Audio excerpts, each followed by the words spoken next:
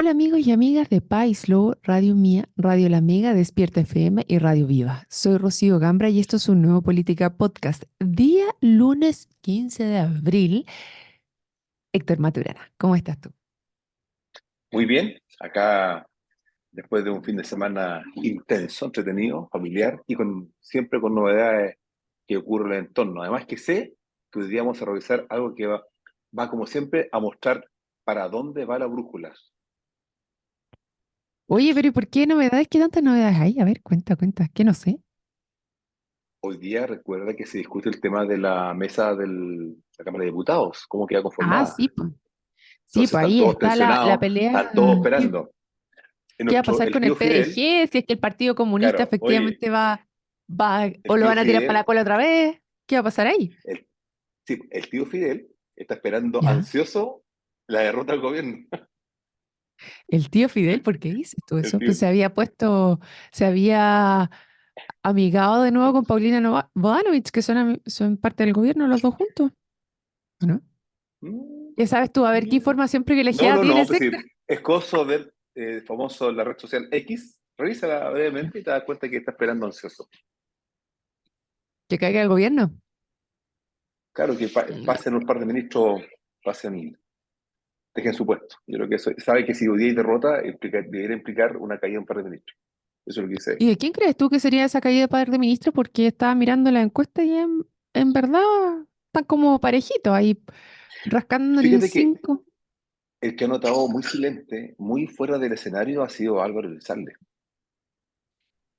A mí me llamó la atención lo soterrado que ha estado él, porque inicialmente se hablaba de que Álvaro Elizalde venía a entrar a ser parte del gobierno para tener mayor visibilidad ante una posible carrera presidencial. Y la verdad es Correcto. que poco y nada toma de medio Álvaro Elizalde, ¿eh? Sí, yo creo que parece que no le fue muy fructífero la opción, ¿no? Y yo creo Bueno, que, vamos ¿sabes a qué? ver, pues. Veamos hoy día qué pasa. Yo creo que más rato vamos a ver cómo el día derivó y en febrero vamos a ver qué pasa. Ahora, también sé, y es evidente, el presidente Boric no ha tomado, cuando ocurren derrotas de este tipo, no ha tomado cartas en el asunto como era en otros gobiernos, que cuando pasaba un tipo un error, o sea, no una crisis con este origen político, siempre caía en cabeza al piso. Y parece que ahora no Ya, está pero a ver, ocurriendo eso. espérate, me perdí. ¿Cuál es la crisis política que crees tú que está enfrentando ahora Gabriel Boric? Si el gobierno pierde la testera, ¿cierto? La Cámara de Diputados, justamente una derrota para él, porque debiera Ah, lograrse ok. eso. Si Tú esa es la estás crisis que va a hablando enfrentar, del de lo pacto que viene. administrativo que tenía la El Cámara de famoso, Diputados y la de el senadores, famoso porque la de pacto. senadores también se cayó. Eso Está listo ya, ya... ya se perdió ya. Entonces ahora viene la segunda parte, que es la de hoy día. Entonces veremos cómo eso evoluciona. Pero yo creo que, no sé si el presidente Boric saque a un ministro, ¿no? Lo normal deberá ser que se fuera un ministro. Me llama la atención eso. Ahora entendí tu línea de pensamiento y por qué me estabas hablando de Lizalde, porque Lizalde, para los que siguen un poquito de política o para los desactualizados también les contamos, es aquel que tiene la relación entre el gobierno y la Cámara de Diputados Exacto. y el Congreso en general. Entonces, él el que se encarga de hacer estas negociaciones, hacer que pasen las leyes y tratar de liderar o moderar, porque son organismos independientes, el Congreso y el Ejecutivo. Entonces, claro, algo tiene Exacto. Él relación el Álvaro puente. Elizalde, pero no es el 100% responsable. Pero sí, claro, si es que ya no se mantuvo y logró hacer que los partidos o sea, que el PPD lograra y los partidos del oficialismo lograran hacerlo en el Senado, si tampoco lo logra así en la Cámara de Diputados, es complejo. Ahora, en el caso puntual de la Cámara de Diputados, el que tiene, se supone, las cartas sobre la mesa o el que tiene la mano ahí es el partido de la gente. Y a lo que se les había ofrecido ahora era llevar una vicepresidencia. Y entiendo que quedaban mejor posicionados de lo que estaban antes. Sin embargo, al parecer estos habrían ido a las bases del partido de la gente que habría dicho que no es algo que ellos van a tomar y que lo que ellos buscan es tener la presidencia de la Cámara. de diputados. Ujú. Ahora vamos a ver qué es lo que pasa ahí si es que tienen los votos de la oposición para poder llegar a la Cámara o si nuevamente logran hacer esta configuración de con los votos del oficialismo, el Partido de la Gente llegue a la presidencia y hacer este enroque que sucedió ya con el Partido Comunista, porque el Partido Comunista le tocaba hace dos vueltas atrás presidir la Cámara, pero no se llegó a acuerdo, entonces el Partido Liberal fue el que tomó la presidencia de la Cámara y después no fue de nuevo el Partido Comunista, sino que fue la DC que termina hoy día, lunes, y se supone que el cuarto periodo debiera ser del Partido de la Gente, sin embargo el Partido Comunista dice, ahora sí nos toca a nosotros, y eso es lo que está en discusión, ¿no? Eso es para que más o menos la gente que nos está escuchando sepa de qué Claro. estamos hablando.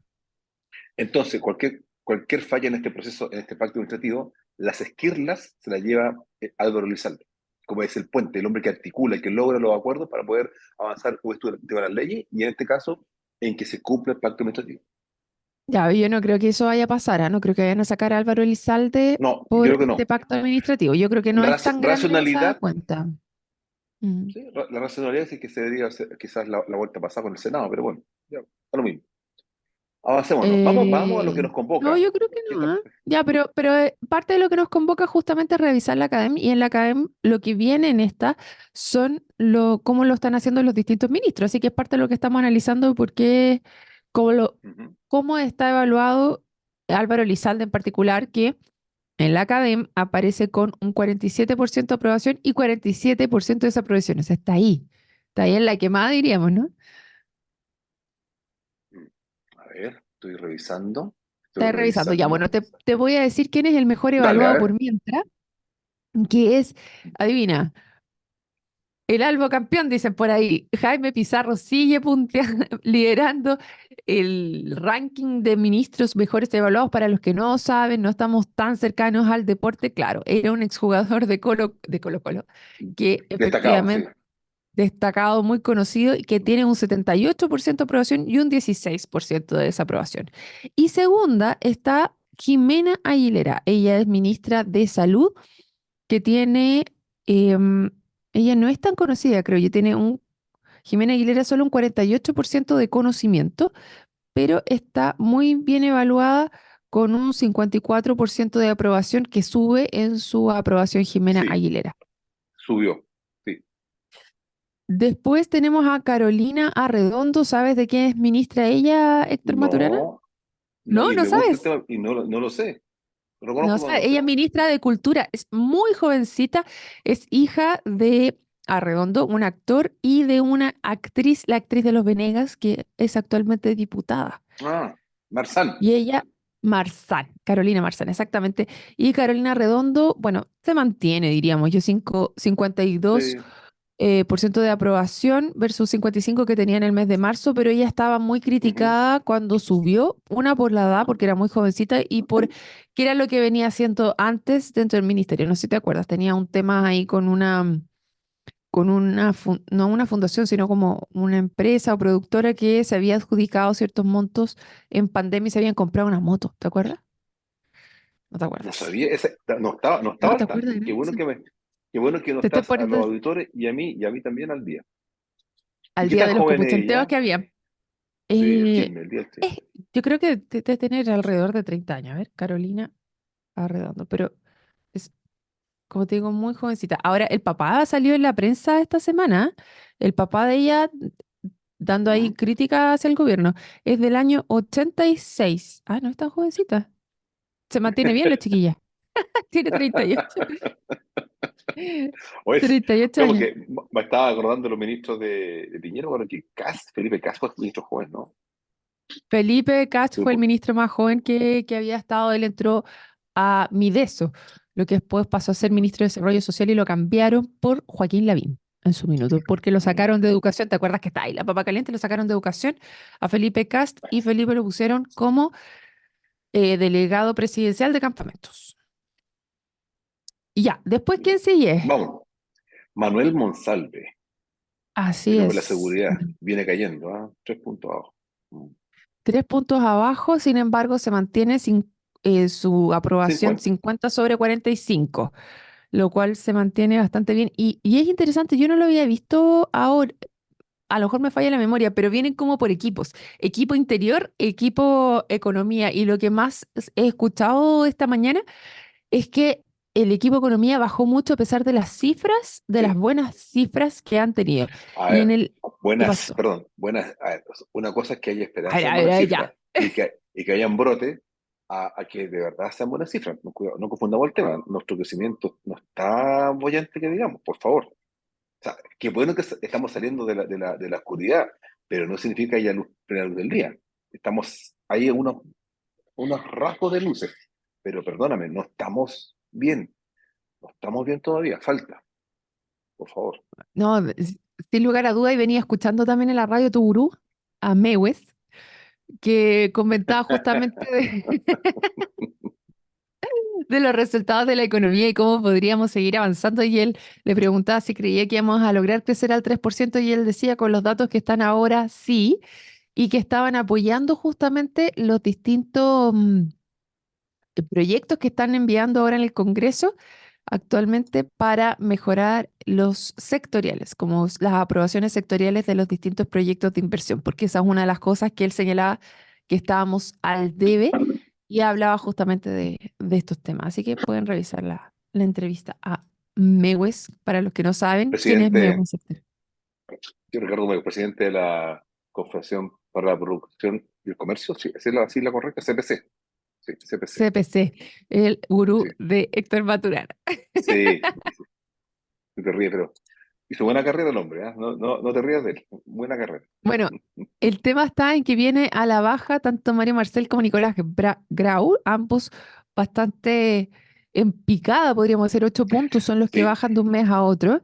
¿Y por qué crees tú que se produce esta baja a pesar de que ya, ok, no son los datos brillantes y maravillosos que tú hubieras querido ver, pero sí han ido mejorando estos datos económicos actualmente? ¿Qué crees que fue lo que les pegó a ellos actualmente? puede ser el manejo de Huachipato ha sido malo, malo. El caso de ¿Por Huachipato, qué? tú sabes lo que es Huachipato. A Es ver, que yo creo que yo sé, no, pero a ver, contemos, pongamos un contexto. Huachipato, una empresa privada, ¿cierto? Que muy antigua, que en un minuto empieza a quedar fuera de borde con el tema de los costos para poder competir con los chinos. Pasa el tiempo y empieza a perder plata y evidentemente se decide eh, seriamente el cierre de Huachipato. Y eso implica no solo impacto directo en Concepción, o sea, en la gente que trabaja ahí, sino que todo lo que implica el servicio vinculado a esta gran empresa de la octava región. Y eso un poco la inacción sobre el tema, eh, salvaguardas respecto a los productos chinos, y hubo más tensión también en ese tema, y quizás también haber sentido como, ok, estamos en crisis, ¿qué hacemos? ¿Cómo esta persona le podemos dar una reinversión laboral? ¿Cómo lo podemos reorganizar laboralmente? No hay nada, no existe nada, no se ve que hay una intención de generar mayor empleo, sobre todo en esta crisis que de la octava región es grasa. La octava región, tú sabes que tiene dos industrias, evidentemente, una justamente la forestal, maderera, que es importante, que está muy golpeada y que todos sabemos que hay mucha fuga, ya no hay inversión en esa materia, por tanto yo creo que el tema forestal va a ir decayendo en los próximos 10 12 años, producto que hoy día las empresas, los grandes capitales de esa área se están yendo, dado la presión que hubo por los ataques que hubo en la novena región y octava región. Y ahora el tema de Chipato, claro, entonces en la octava región se siente débil. Y la lectura del mundo trabajador es, oye, este gobierno que promete tanto, ¿qué está haciendo hoy día en esta crisis laboral que se avecina en esta región? Yo creo que eso está pegando fuerte. El quiebre del sueño del discurso con la realidad. ¿Lo ¿Y lees qué, tú y así? qué podría hacer el gobierno dentro de esto? Porque es una industria como cualquier otra. ¿Qué injerencia real puede tener el gobierno frente a esto, crees Lo tú? que, lo que pasa es que es como en tu casa. En tu caso tú tienes ejes críticos en la casa, ¿cierto? Luz, agua, me imagino, ¿cierto? Si no hay luz ni agua, se lo complica el tema. Entonces, el gobierno tiene un mapa, me imagino, un mapa de empresas estratégicas, privadas o públicas. Y en las privadas debiera estar, ¿cierto? Por región, industria salmón, industria maderera, el tema de Huachipato, etcétera. Entonces, eso en el mapa no se vio venir. ¿Cómo es posible que después de 2 años, no es que ellos hayan asumido hoy día el gobierno, asumió ya hace 2 años y algo, y no vieron venir esta crisis que detonó hoy día? Eso es lo que molesta, porque tu rol, el rol de un ministro, de estos ministros del equipo económico es prever las crisis y darle viabilidad al gobierno. Entonces, cuando no lo ven, ¿cómo no lo ven? Eso es lo que un poco a mí igual me molesta. Y también el Mm, cantar victoria con datos que son muy malos. O sea, hablar y seguimos con la precariedad laboral, para mí es un tema que no se puede resolver y tampoco veo intención de resolverlo. Entonces, esa mezcla de factores es que uno empieza como a desencantarse. Marcel fue muy bien evaluado cuando estaba en el Banco Central, muy bien evaluado, pero hoy día, y punto aparte, el control de la inflación es porque el Banco Central es independiente. Recuerda que hubo cabezas calientes que pensaban colocarlo, quitarle ese rol de independencia, ¿te acuerdas o no? ¿Te acuerdas mm. del primer proceso Cuando estábamos constituyente? claro, en el primer proceso Se constituyente, pensó ahí se que la discutió solución de este país, justamente y que la trabajara mucho solución, más cercano y le rendiese cuentas al claro, es ministro que de Hacienda, imagínate, efectivamente. Mm. qué bueno que sea independiente, porque qué bueno que esa luz de esperanza está en la inflación, logró hacer el Banco Central que es independiente. Pero en el área del gobierno, por favor, que faltan cosas, faltan muchas cosas. Pero, O a sea, ver, déjame ser un falta, poquito abogado del diablo aquí, porque por un dale, lado dale. los, l- los que son parte de lo privado dicen traten de que el gobierno se meta lo menos posible en los temas privados. Estoy siendo abogado del diablo. Entonces, ¿Mm? ¿por qué el gobierno y qué tendría que haber hecho el gobierno para prever esto y cómo podría, de acuerdo a lo que tú conoces, haber hecho un mejor manejo para que no llegáramos a donde llegamos con el tema Huachipato? Mira, a ver, cuando yo comparto lo que tú dices, yo creo que muchas veces el mundo privado dice, no, te metáis en media, al momento. Lo siento mucho, el barco es uno solo, el barco tienes que pagar tributo porque tú te debes, ¿cierto? No al Estado, te debes que ese tributo financian a la máquina del Estado de Chile para poder entregarle a las personas beneficios sociales o lo que corresponde. ¿Cierto? Correcto. Punto aparte, esa parte, vamos al tema que tú me preguntas. A ver, insisto, yo creo que uno cuando gobierna tiene que tener claro cuáles son los ejes productivos de tus países y por regiones. Minería del Norte, la siderúrgica quizás en la octava región, maderera, salmón en la décima, en fin. Y es eso lo que yo siento que el gobierno no pudo leer, prever. Y por último, a ver, ¿sabes qué? Ya hicimos un levantamiento. Sí, Huachipato va a caer. Se cae la siderúrgica. ¿Cuál es el plan de contingencia? Acá está el plan, acá está el esquema de plan, lo que vamos a hacer. No salir a agarrar el fierro caliente a última hora.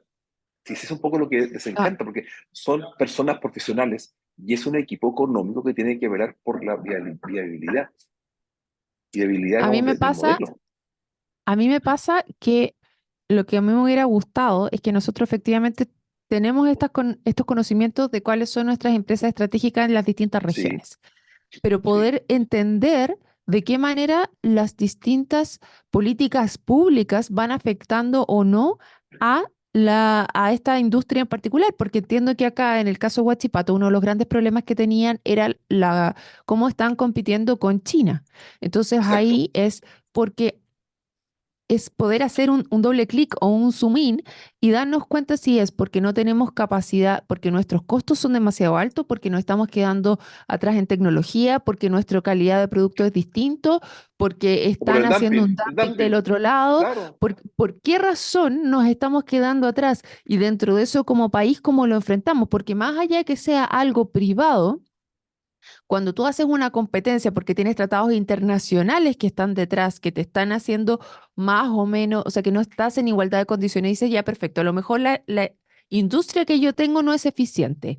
Y cuando yo tengo que ver y tomar conscientemente esta relación de a quién voy a privilegiar, porque también si es que yo sostengo una industria que es ineficiente, también todos mis costos se aumentan. O sea, si tomas la decisión, por ejemplo, como en Argentina, de ponerte resguardando tu industria local, pero con eso sube las barreras de cómo haces los tratados internacionales, también empiezas a empobrecerte. Entonces no es una decisión Sí, tan pero clara. ¿Qué pasa? pero recuerda que hay indicios de que hay dumping. ¿Qué es el dumping? Cuando el competidor que trae mercadería de ese producto a Chile, los chinos, están traspasando algunas ventajas a sus productores en su país. Por tanto, eso es lo que daña el modelo competitivo. Si yo entiendo que si no hubiera dumping después, pero según lo que se detectó, hay dumping. Entonces, eso ya es una distorsión donde voy a tener que colocar el golpe en la mesa. Pues ya no lo Es que hizo por en eso te realidad. digo, o sea, el tema es el doble clic de tus industrias estratégicas con respecto a los tratados internacionales que estás teniendo, porque una cosa es que tú puedas importar con cierto nivel de arancel y la otra es cuando efectivamente estás sufriendo un dumping y una competencia desleal, porque una cosa es que tu industria sea eh, más costosa, más ineficiente en ese sentido, que yo creo que puede haber una suma de cosas también, porque lo hemos visto en el caso de Codelco, por ejemplo, que no hemos tenido inversión local y con eso la calidad del material que estamos sacando, la calidad del cobre también baja. Yo sé que estoy mezclando cosas, pero acá, Mm, como no tengo el conocimiento específicamente de lo que está pasando en Huachipato, pero si lo vemos como una industria estratégica, ¿qué pasa? Cuando el otro competidor te saca y se queda como solo proveedor de ese material.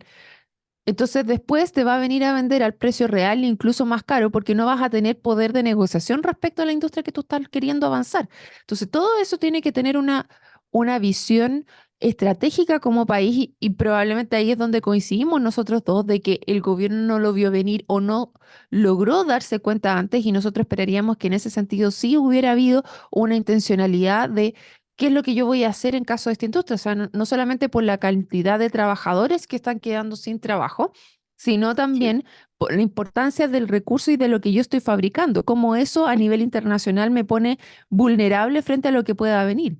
Es un poco como lo que pasó con Rusia, por ejemplo, y Europa, porque no tenían eh, estaban transando el combustible, pero resulta que cuando entraron en guerra, porque no tenían valores que estuvieran directamente como penetraran la misma línea, los tenían agarrados de ahí mismo, de las mechas, Rusia, porque si no les iban a cortar la llave del gas y no Sí. iban a ser capaces de pasar el frío invierno porque era su única fuente de sustento para poder avanzar, porque todo este tema estaba puesto en algo que era un tema crítico, pero estaba basado en un amigo que no era tan amigo. Entonces después te deja en una situación de alta vulnerabilidad y eso como países deberíamos tenerlo en consideración cuando tenemos conversaciones o cuando estamos poniendo nuestros puntos críticos en manos de un país. ¿Qué tan confiable es ese país de acuerdo a cómo nosotros nos va a tratar en el futuro? Eso yo creo que es súper relevante cuando se evalúa. Uy, ¿Qué vas a hacer, Rocío, no, la hora. Héctor? Vamos en la hora, parece, ¿no? Sí. Nos quedan un par de minutitos, Héctor, así que te doy Ya. unos minutos para el cierre. Mira, es interesante el tema. Finalmente, es justamente ahora, quizás le tocó a este gobierno, ¿no? Yo siempre he esperado que cualquier gobierno le toque a estas crisis y las pueda manejar de buena forma. Eh, y lo que tú señalas, a ver, ¿qué tal es mi socio? Es un buen punto. ¿Qué tal es las sociedades que yo los acuerdos que genero, hasta qué punto es confiable el partner?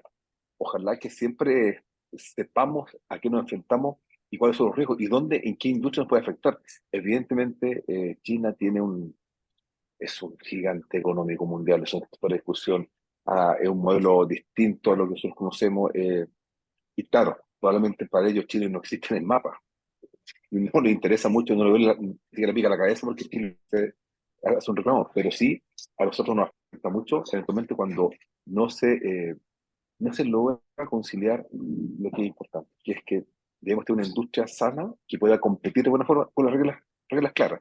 Ahora, lo más grave es que finalmente en etapas de vacas flacas nacionales, cuando enfrentamos estas crisis laborales potentes, ¿qué hacemos? Si igual requiere recursos para poder asistir a estas personas que van a quedar sin trabajo o vinculadas a esta industria sin trabajo. Entonces, es complejo, es una triste consecución post-crisis. O sea, ¿cómo abordamos a estas personas sin trabajo? ¿Cómo la